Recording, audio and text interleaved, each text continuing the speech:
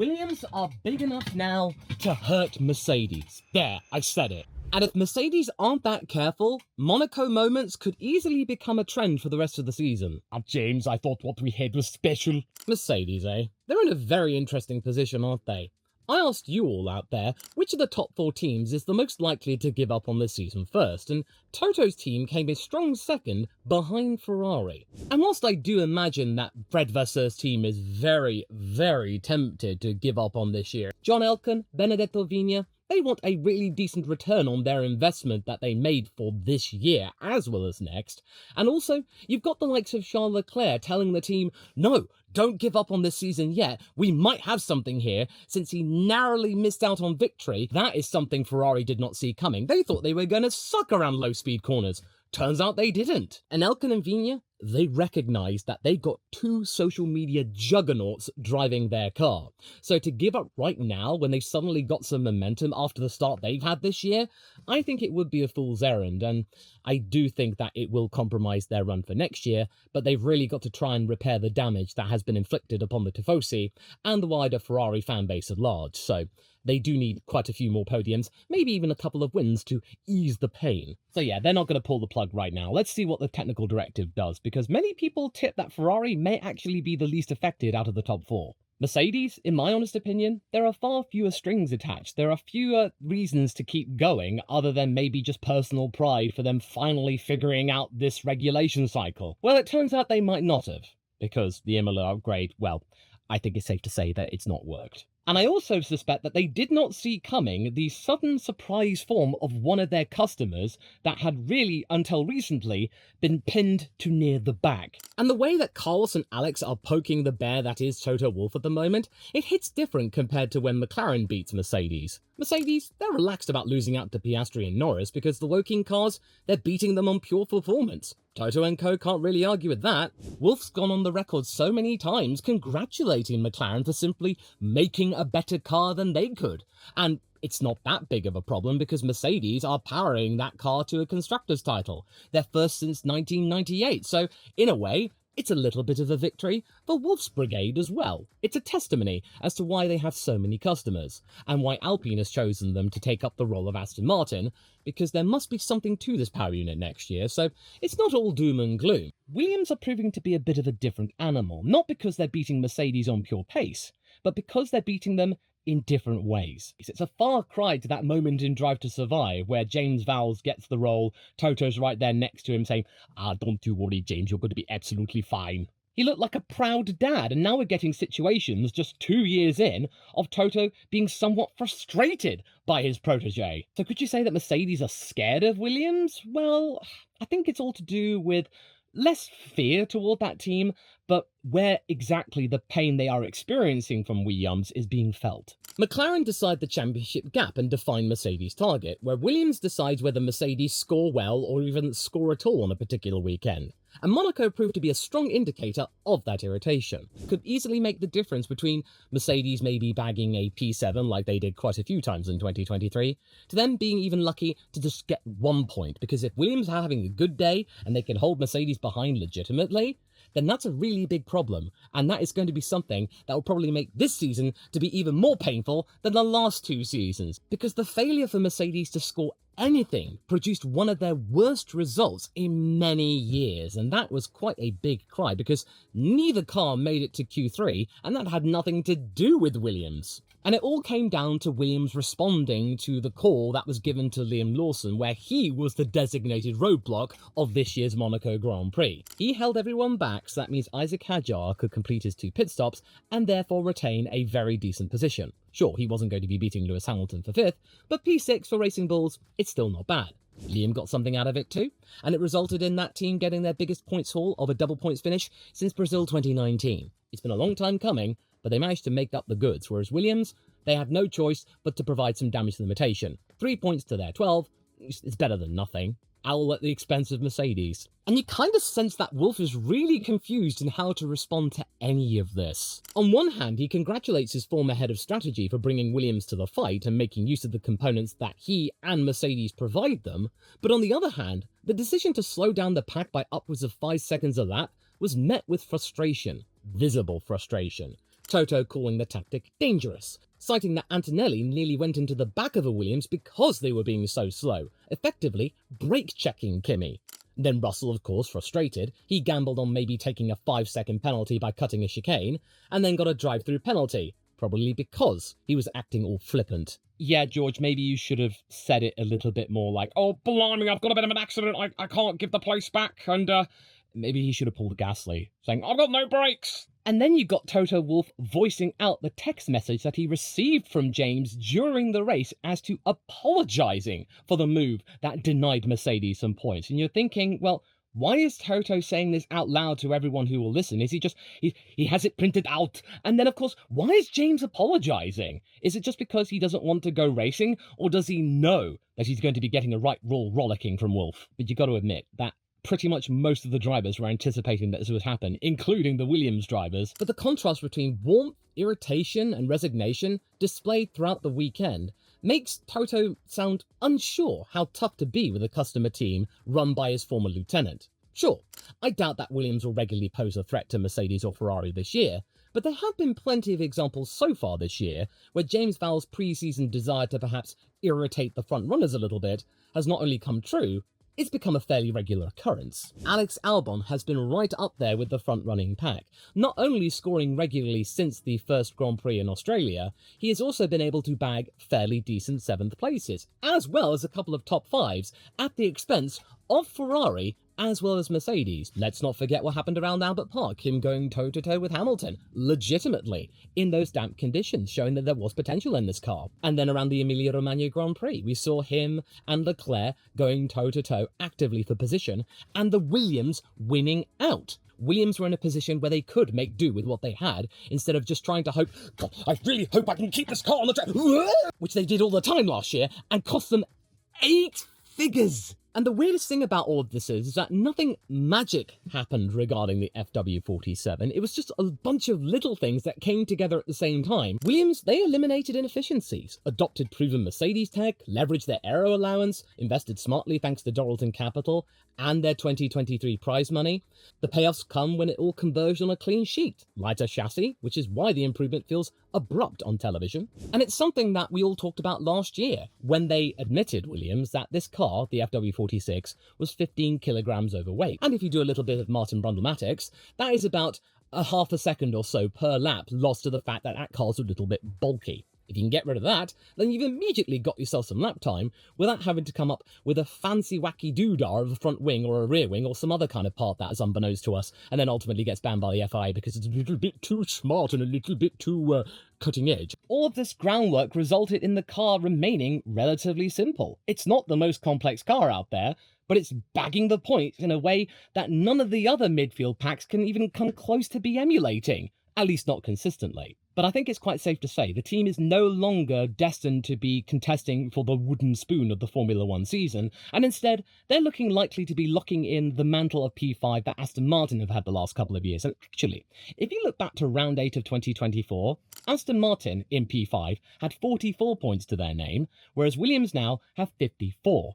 They are outperforming Aston Martin last year. Can you imagine what it might be like next year? That's why people are so hyped about it, because the hype is proving to be real. It's all gravy. That's quite a big leap forward, but for James, it's mission accomplished. Yeah, I suspect that their rivals will catch up soon, but with each race weekend that passes, we're getting close to when it should start to become reckless not to call time on 2025 at the cost of 2026. Williams have long since stopped active development. The only parts coming will be track-specific or items that are already past the wind tunnel phase. So with that in consideration, with Williams being an outright pest for Mercedes and them potentially being on the back foot in terms of the Imola update and then the technical directive coming in, might it make sense for Mercedes to just call time on 2025 as well and maybe put all their resources in 2026 to really capitalize on all of the reports that their power unit is looking likely to be strong? That is a tough one, and I really want to chew it over because Williams, they're no longer just a very lucky midfield team. They are proving to be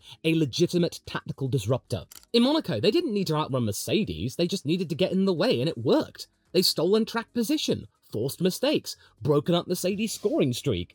Both cars in Q3 regularly. Pressure in the pit lane, 5 points now separate Mercedes from Ferrari, and Williams helped squeeze that gap. I think ultimately, though, Mercedes won't give up entirely on this year, but it might change how they respond going forward. They most likely will dial back on the updates when all of these upgrades and the data that they receive start to provide fewer and fewer valuable lessons, in that if there's not really much more the W16 can give them, then there's no point trying to squeeze anything more out of it because you're just wasting you some time. But Monaco proved something, is that tight street circuits could create some tension.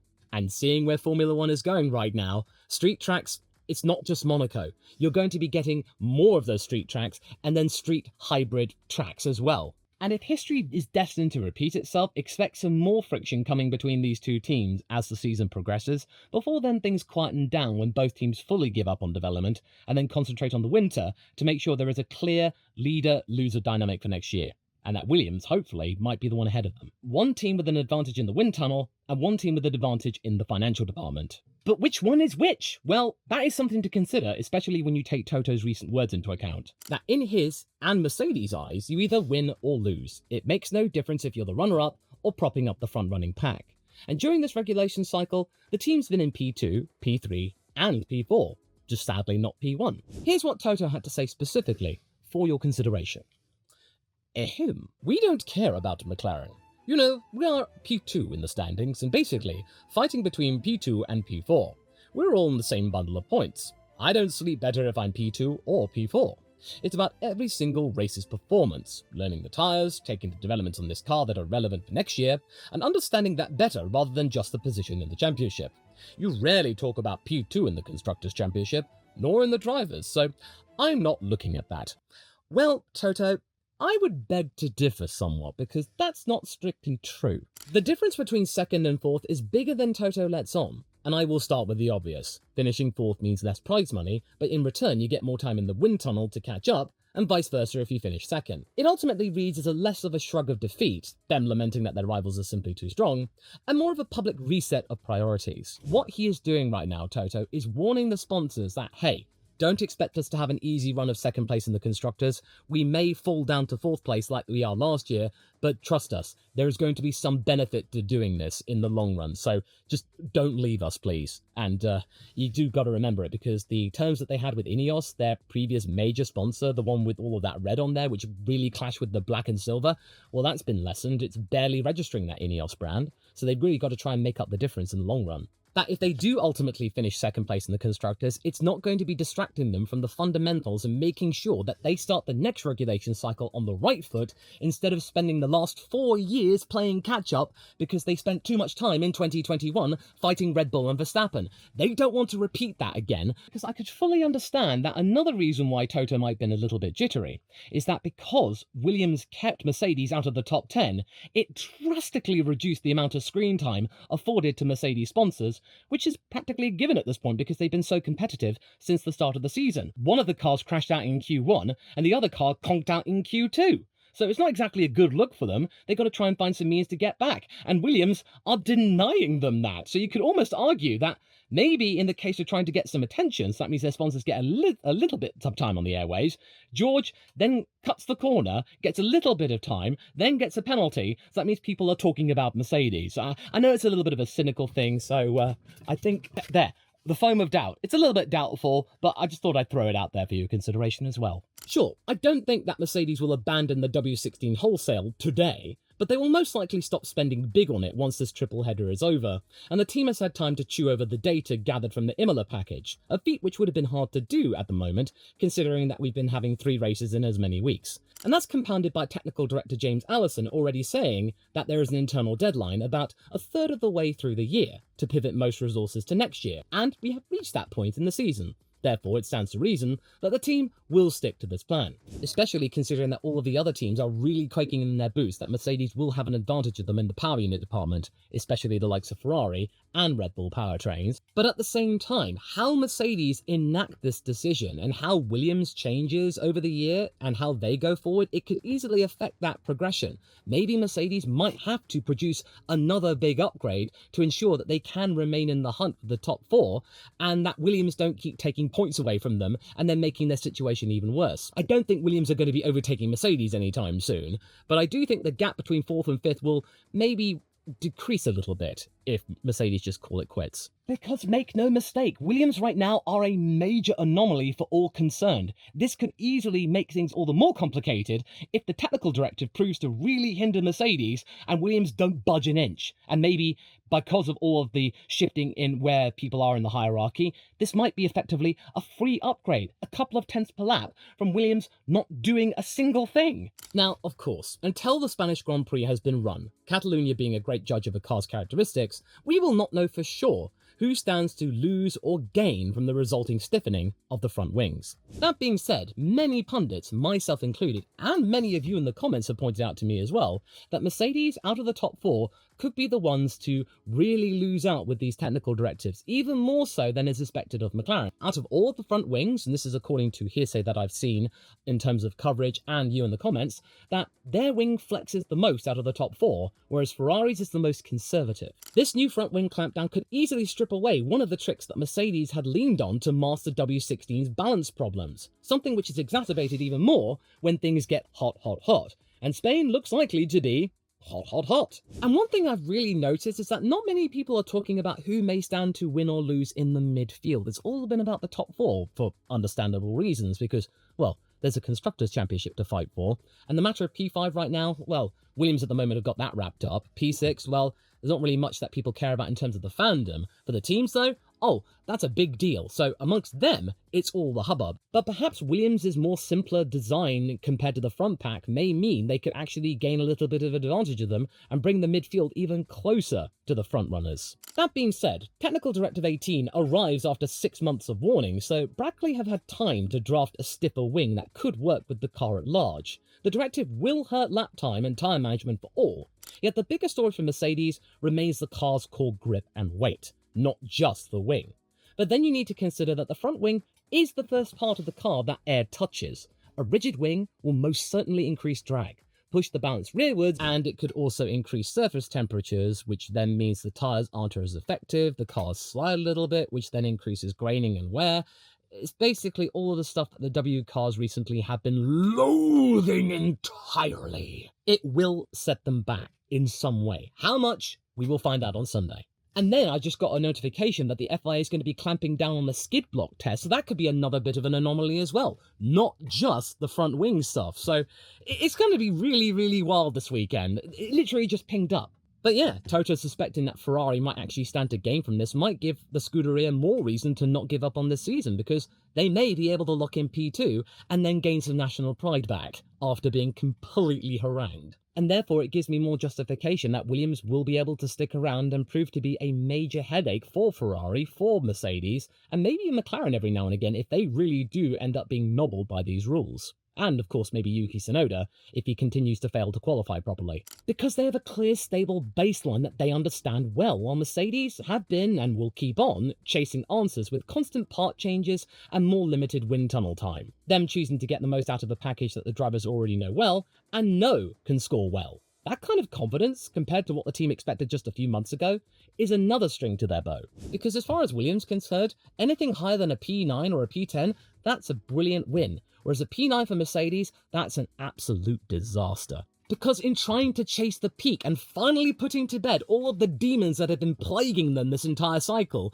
setup tweaks, upgrades, tyre experiments, it's really hampered Mercedes' progress, and we all thought that they'd sorted it. Well, no, they've just caused themselves some chaos again. And Williams have done the opposite. They've locked in their setup, they know the car inside out, and there's no need to make any major changes. That stability will buy them some time, and as we have seen, there are many things about the Williams organisation that need tightening up, and there is now more time, money, manpower, and resources in which to dedicate to that. That being tightening up the feedback loops, as we've seen in recent races, have been really hounding the likes of Williams. It's caused them a lot of problems. Yeah, it's all very well and good the drivers, Carlos and Alex, are understanding the car more and more with every single Grand Prix, but it won't really matter much if the drivers can't understand what's going on the pit wall. It just renders their car a little bit compromised in a way. They're not realising the full potential, because if they can nail the car in a decent way and also nail a good strategy which both drivers can get behind and they don't have to go, what are you talking? What? That will easily get them another couple of positions. Carlos saying many times that because of these mistakes, they have missed out on even more points, which could make Mercedes even more concerned once they actually get their act together. Because Mercedes face the reverse problem. Every fresh part has the potential to change the car's already finicky balance, like how Red Bull experimented in FP1 and why Max is always lower down the order on a Friday. Mercedes may be spending quite a few races chasing correlation and not gaining practice mileage and strategy. If Williams keep refining the process with a car they know well, that could give them even more potency in the midfield fight. Because Williams are in a good place right now, whereas Haas, Alpine, Aston Martin, Racing Bulls, they're all playing catch-up to try and maybe get the jump on them, and in the midfield, 26 points is huge. Yeah, at the top, yeah, you could easily regain that in a Grand Prix weekend, but for the smaller teams, which will be lucky to get anything higher than a P7, something that Carlos cites was the absolute upper limit that Williams could hope to achieve, before them getting a couple of top 5 finishes thanks to Albon, then it would be really difficult to get all of that in the space of a few races if you're a Haas or you're an Alpine. Well, I mean, with an Alpine, they've not scored since Bahrain, and every single weekend, what's going on with that team? And it just means more time for Williams to throw their cat amongst the front-running pigeons and give Mercedes and maybe others a little bit of a headache that they can indeed get a few more top 5 finishes, maybe even a cheeky podium, if the real big teams crash out or reliability really comes back to bite them. And out of those main 4 pigeons, Mercedes are looking the most vulnerable, not just in terms of overall performance, but in the reliability department. George's car bugging out in Bahrain, electrical problems cutting the car out. These are really adding up, and you've not seen anything like this from McLaren, or even Red Bull, or even Ferrari. And then let's not forget, Mercedes in the pit stop department, yeah, they're okay. They're better than they were a few years ago when Toto really didn't pay much mind to that area because, well, they were winning so much. Ferrari, they're absolutely dominating. Did you know that? And I don't think Williams were expecting to be this close to Mercedes either. There is a lot of temptation to kick back development on the FW47. Now we've seen the team score points more often than not, with a top 5 finish handed to them a couple of times. Them also now scoring almost more points than they had done in the last 3 seasons combined. As a result, I think the advantage that Williams has over Mercedes right now is clarity. Clarity that can afford Williams to be able to screw around with likes of George Russell and Kimi Antonelli in a fair few races this season and deny them some good points. That freedom, that clarity can easily afford the team to practice pit stops, which means they can get closer and closer to having 2-second pit stops and intervals. It means it buys them more time to really get down their communication feedbacks between the drivers, so that means everyone's on the same page and that there is an actually coherent strategy that both Albon and Sainz can fully understand and comprehend on the fly. And also, make sure that there is far less tension in terms of the politics regarding the drivers, because even though Williams has scored a lot of points, Sainz has had to be the fall guy a fair few more times than Albon has had to be the fall guy. You can easily say that Albon already knows the state of play at Williams, Sainz is still finding his feet, but you want to make the most of this team harmony and the fact that the team is absolutely bossing it. Whereas Mercedes, they're going to be just trying to figure out what's going on with the W16, how can they fix it, because it's just like the W15 all over again. We all thought that was over with. And from Barcelona, the front wing clampdown, it chops the flex that Mercedes may have used to juggle that balance. It means they have to go back to square one, yet Williams' simpler wing, that might be barely touched. It could gift them a couple of tenths toward the front, make them even more likely to score points. Monaco proved what Williams could do. Pull off a defensive drive efficiently without falling off at the end like they had in the past, which meant 0 points for Brackley. When was the last time you could say that, eh? Because whilst Mercedes are busy trying to find a solution, chasing one to fix their problem with the balance and the rear end department, Williams are busy changing things and then pressing execute. And it might prove that this year, in order to gain some more points, that instead of having the fastest car, it's the team that has the least distractions. Like how Isaac Hadjar has not that many distractions to his name and is sending messages to his team that he is their guy. But to find out why I think he should stay within Racing Bulls and not get the senior team call-up, watch this video next, straight after this one.